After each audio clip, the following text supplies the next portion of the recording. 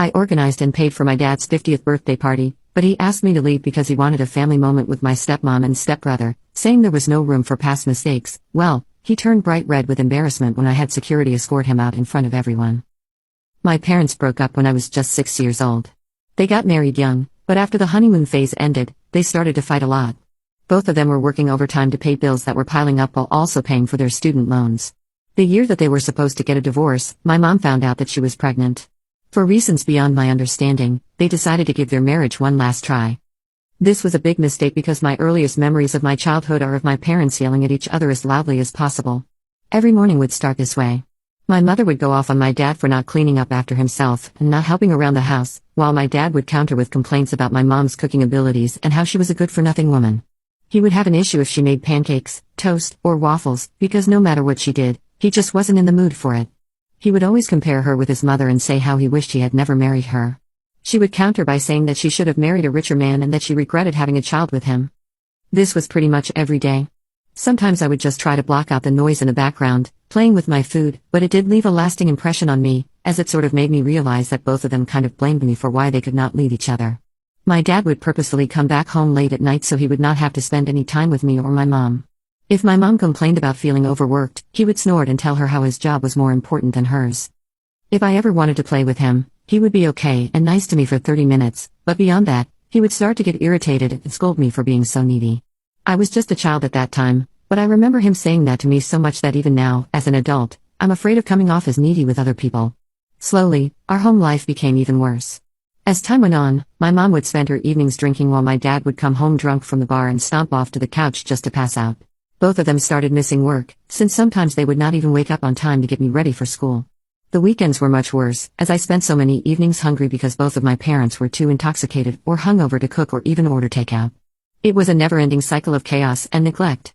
I understand now that what my parents did could put them up in jail, but at that time, I had no other adult around to protect me. My teachers would sometimes talk to me and later call my parents to have a conversation, but since there was no evidence of physical abuse on me, no one really cared enough to call CPS. As I grew older, I became the unofficial mediator between my parents every time they would fight. Mind you, I was still a child, but I thought keeping the peace at home was somehow my responsibility. I knew what my parents disliked about each other. For example, my mom hated that my dad never picked up his socks or towel after himself, so I started doing that every day, thinking this would result in fewer fights. I knew my dad hated my mother watching loud TV on the couch, so before my dad came back home every night, I would urge my mom to lower the volume. It was difficult for me as a child to try to calm my parents' tempers or distract them from their conflicts, but regardless of what I did, they would end up having an argument one way or the other. It was a heavy burden for me to carry as a child, and I often found myself feeling overwhelmed and helpless. I wished for a peaceful home where I could feel safe and loved, but instead, I lived in a constant state of tension and anxiety. On several occasions, I even witnessed my parents get into physical fights, and then my mother would lock herself in the bathroom for hours to save herself. One night, their fight got even worse. My mother threw a glass bottle at my dad straight to his face, and he started bleeding from his nose. My mother yelled at me to call 911. Some of the things have been blocked out, but I do remember the police questioning me about the fight. CPS was finally called, and my parents got a verbal warning that next time this would happen, I would be taken away. They pretended to care in front of the officers, but I doubt whether they genuinely did. They did talk to me later after everyone left and promised me that they would work to become better people. However, that promise didn't last long. Despite their efforts to salvage their marriage, it was clear that my parents were not compatible. They had different priorities, values, and communication styles that clashed at every turn.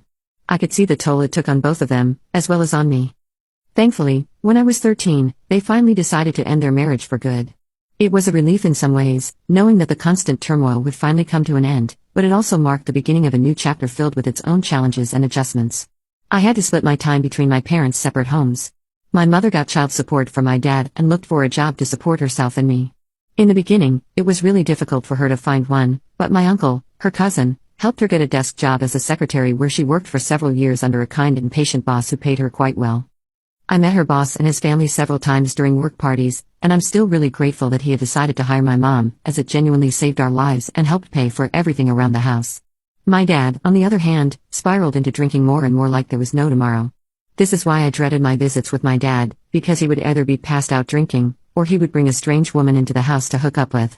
It was extremely uncomfortable, and I hated it.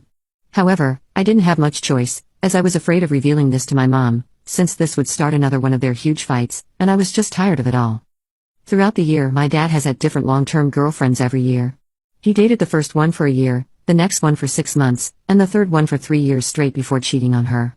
I have noticed a pattern in his dating history, as they are single mothers with 1 or 2 children. My dad dates these women and gets extremely close with their children. He posts their pictures all over social media and even celebrates birthdays with them. Meanwhile, my mother would have to remind him about important days in my life, like my birthday or prom days, as he would sometimes forget all about it.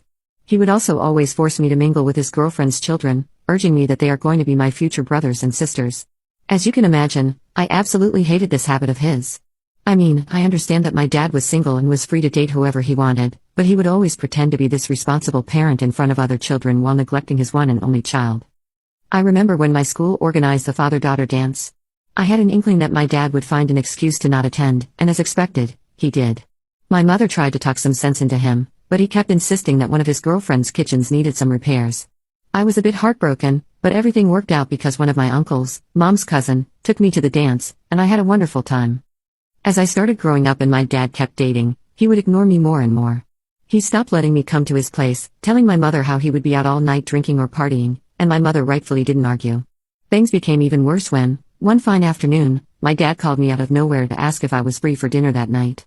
I excitedly agreed, thinking maybe he was finally missing me and wanted to spend some one-on-one time with me. Now imagine my surprise when he came to pick me up in an expensive car, honking loudly outside our house. I ran out to see him sitting next to a blonde woman, and there was an older guy sitting at the back.